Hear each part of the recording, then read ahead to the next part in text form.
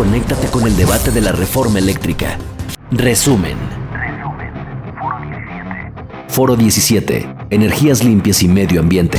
Sin duda alguna, nuestra participación será fundamental para contar con la información necesaria en el marco de la opinión que la Comisión de Medio Ambiente emitirá sobre la iniciativa de reforma constitucional en materia eléctrica presentada por el Ejecutivo Federal. El hecho de que México contribuya actualmente con más del 1% de las emisiones puede compararse con naciones como los Estados Unidos y China, que juntan un poco más de la mitad de las emisiones mundiales, y hace que algunas personas tomen una postura cómoda y a veces cínica.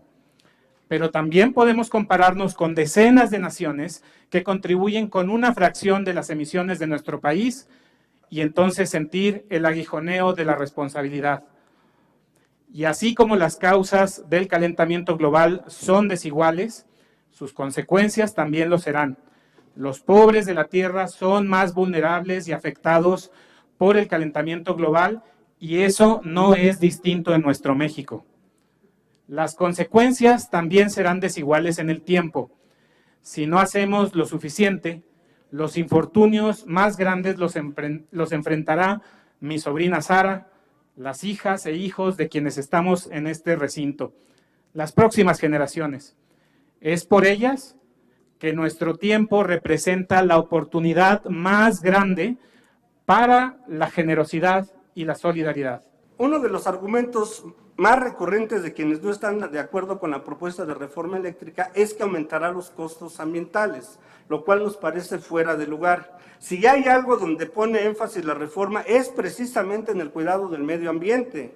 En este sentido, para contribuir en la lucha contra el cambio climático, el gobierno mexicano elevará por primera vez a rango constitucional la transición energética. Deja de estar, en 2015 hubo una ley en torno a la transición energética, estaba a nivel reglamentario. Ahora lo que se propone es que se eleve a rango constitucional. Y tendrá como objetivos regular el aprovechamiento sustentable de la energía, establecer las obligaciones en materia de energías limpias y reducir la emisión de las emisiones contaminantes. La transición energética en el contexto del cambio climático es de vital importancia para aminorar las adversidades ambientales. En la reforma eléctrica se propone una adición al artículo 27 constitucional. El Estado mexicano queda a cargo de la transición energética, lo cual es fundamental. Ahí podemos ver que la CFE genera alrededor del 37% de energías limpias. La siguiente, por favor. Ahí hay un comparativo con los privados. Y nuevamente en proporción, la CFE, dentro de su producción de electricidad, tiene un mayor porcentaje de energías limpias. La reforma constitucional, como está planteada actualmente, primero, se contrapone a la protección ambiental y al combate al cambio climático. Segundo, continuará frenando la transición energética en la que ya está el resto del mundo. Impide, hay que poner atención a esto, impide la escala necesaria de las energías renovables, y hablaremos más de ello. Mantendrá los impactos a la salud de la población por las emisiones contaminantes de las plantas de combustóleo y de carbón de CFE. La mantendrá. Esto no es nuevo, esto tiene décadas. Convertirá a nuestro país, en caso de aplicarse, en el primero del G20 que no cumpla con sus compromisos, las llamadas contribuciones nacionalmente determinadas ante el Acuerdo de París. Sin embargo, y esta es la parte fundamental del mensaje, aún podemos diseñar y nos merecemos los mexicanos todos juntos, constructivamente, escuchándonos, aportando lo mejor de cada uno de nosotros, diseñar y construir una política en materia energética que sea transparente, que sea justa, eficiente y limpia, y que optimice. Es un problema de optimización y así tendríamos que manejarlo, que optimice los beneficios sociales, económicos, ambientales y climáticos para el país. Acá está un poco cómo han evolucionado las emisiones de CO2 de la CFE por tipo de tecnología y este cambio hacia el uso del gas natural pues nos ha permitido que se hayan podido reducir las emisiones en algunos momentos, a pesar de que haya crecido la generación o que la reducción haya sido mayor a la reducción de la generación por este cambio en el mix. La CFE sí está pensando en tener una transición, pero sabemos que pues por la realidad tecnológica, económica y demás va a ser una transición gradual. Tenemos que cuidar la seguridad del sistema, esto es pues el trilema del que hablaba el ingeniero Carrillo, entre seguridad, sustentabilidad y lo social. Entonces tenemos que cuidar pues la frecuencia, el voltaje, entonces necesitamos tener un mix entre firmes y energías variables. La generación distribuida estamos pensando pues que va a ir creciendo exponencialmente y eso ayuda ambientalmente, ayuda a la red y ayuda también a los consumidores que la van a tener. Vengo a levantar la mano por las centrales nucleoeléctricas, que es una energía limpia, que es una energía constante y controlada. La energía nuclear es una energía que se está innovando constantemente, que es limpia, sustentable. Tenemos claro cuándo y cómo empiezan los ciclos de operación de cada central y cuándo requieren su cambio de combustible. Es controlada no solamente por organismos mexicanos, sino también internacionales. Es rentable, tiene uno de los precios unitarios más rentables de este año, del año pasado, y es continua y eficiente. Esto nos garantiza que si bien las energías eólica y solar son una buena opción, esta también es una muy buena opción que nos daría una energía más continua, más segura y sobre todo que permitiría tener una cultura importante para nuestras nuevas generaciones. Tenemos que ir a par con el mundo está tratando de mejorar y los efectos climáticos, como lo hemos comentado, se han visto. La energía limpia que produjo la CFE era mayor que la de los privados, creo que todos coincidimos, 39, 36%, esto nada más es hasta octubre, cambia porque para las presas, ¿no? Nadie está peleado con las energías renovables, son maravillosas, la fotovoltaica y la eólica, nada más que hay un problema. Hay días sin sol, aún en México. Y dos, es un país tropical. En este país, a la diferencia del Báltico, he estado en el Báltico, el viento se para. Entonces, se necesitan energías de base.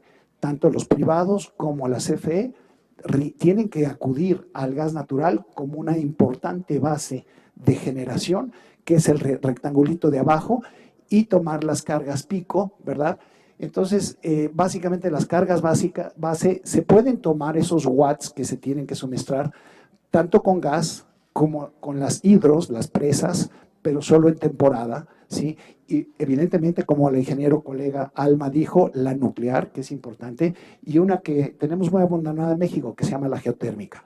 En el marco de esta reforma, es decir, la propuesta que fue presentada por el Ejecutivo, ¿podría informarnos si realmente garantiza o fomenta la transición al uso de energías limpias o se enfoca en continuar o aumentar el uso de combustibles fósiles? Y en caso de que sí, garantice o fomente el uso de energías limpias, ¿podrá explicarnos cómo? La idea no es incrementar los combustibles fósiles, como ya dije, no es no nos sale ambientalmente ni financieramente. Y pues ya para las formas concretas de el fomento, pues creo que eso va a estar en sus manos, señores legisladores, ya con la legislación secundaria donde se harán todos los instrumentos para ir dando todos los incentivos necesarios para esta transición. ¿Cuál sería su propuesta para ponderar y equilibrar estas prioridades ante las necesidades de adoptar acciones contundentes para combatir el cambio climático, reconociendo también las áreas de oportunidad del modelo vigente de la industria eléctrica? Se debe de aminorar los costos y los impactos en el medio ambiente, pero también se debe de garantizar que haya bienestar para la población. Yo en una de las gráficas que ponía veía la relación entre el crecimiento económico y la emisión de gases contaminantes. Pues bueno, el Estado debe de encabezar una estrategia que garantice bienestar para la población, pero también que respete el medio ambiente. ¿Por qué insistir primordialmente en incentivos para las centrales privadas de energías renovables y en lugar de establecer incentivos para la eficacia energética que beneficia directamente a los usuarios finales? Esta reforma está más bien interesada en todo el aspecto que es del lado del suministro, de la oferta, no de la demanda, ¿no? La demanda creo que ella misma se reordena. Y lo que quería también, ¿me permite usted, diputada? Sí. Lo que quería yo también establecer es, hay una permuta muy difícil para un país en desarrollo y China lo ha pensado mucho también. Contaminamos o crecemos más o menos equitativamente. Hay que balancear qué tanto podemos contaminar poco a poco usando el gas. Nadie está pensando que sea el carbón. Considera que la reforma del presidente Peña Nieto o la propuesta de esta administración son suficientes. Contemplan y se podrían elaborar una tercera vía en donde se incluyan los intereses de los actores interesados. Yo creo sinceramente que el actual marco jurídico que rige al sector de energía es mejorable, es perfectible. Yo creo, lo dije al principio de mi intervención y lo repito, en su formulación actual la propuesta de reforma constitucional empeora las cosas, ciertamente en la cuestión ambiental, no solo en la parte de cambio climático, ya no tuve tiempo de hablar de la parte de contaminación, empeora las cosas. Entonces, pero yo mencioné, y lo quiero volver a repetir, que tenemos la oportunidad juntos de formular, podemos llamar una tercera vía, una propuesta que le funcione muy bien, como sugiere el diputado Murat, a los mexicanos, tanto a los privados, al Estado. Démonos la oportunidad de construir la mejor política energética que tenemos en base a nuestro conocimiento y capacidad.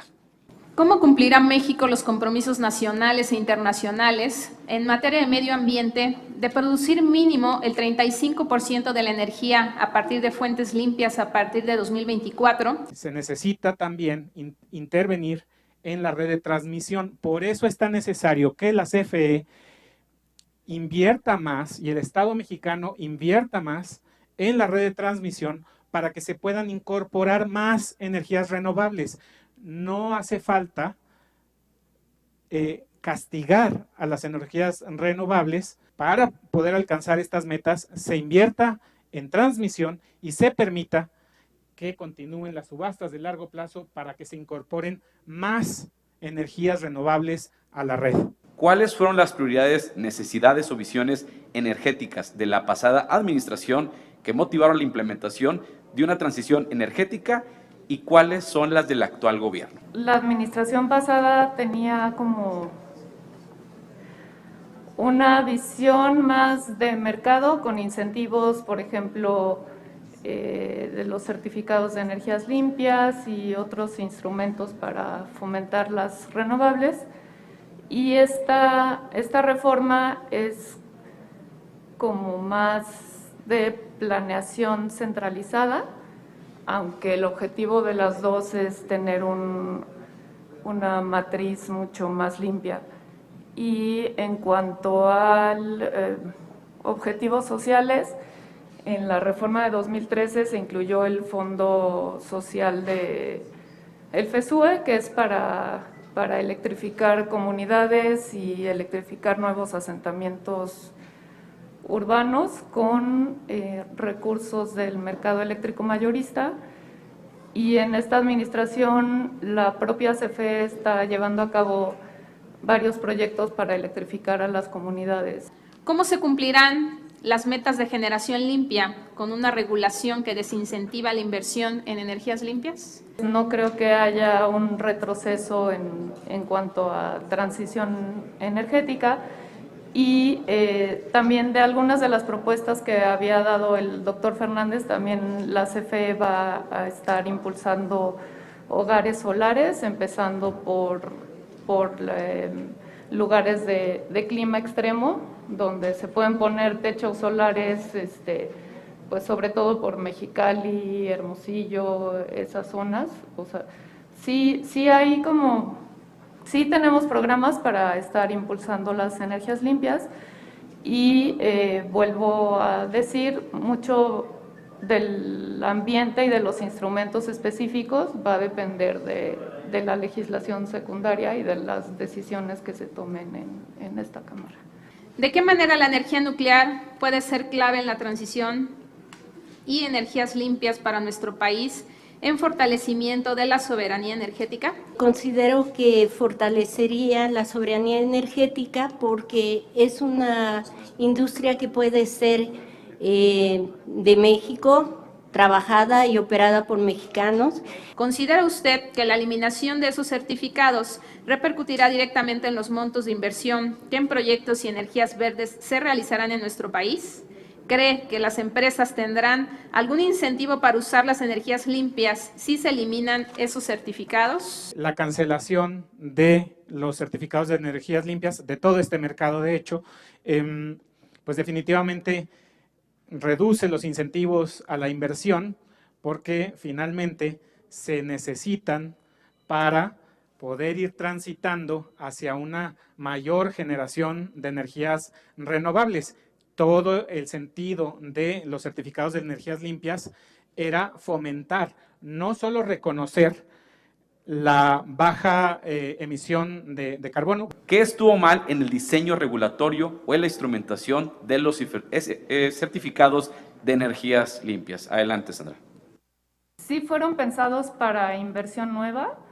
Lo que se ha planteado en esta administración es por qué no también premiar a inversión que ya existía, justo para que haya mantenimientos y para que se conserve la energía renovable que ya existía, a lo mejor subiendo los porcentajes de obligaciones de energías limpias para que no se tire el precio.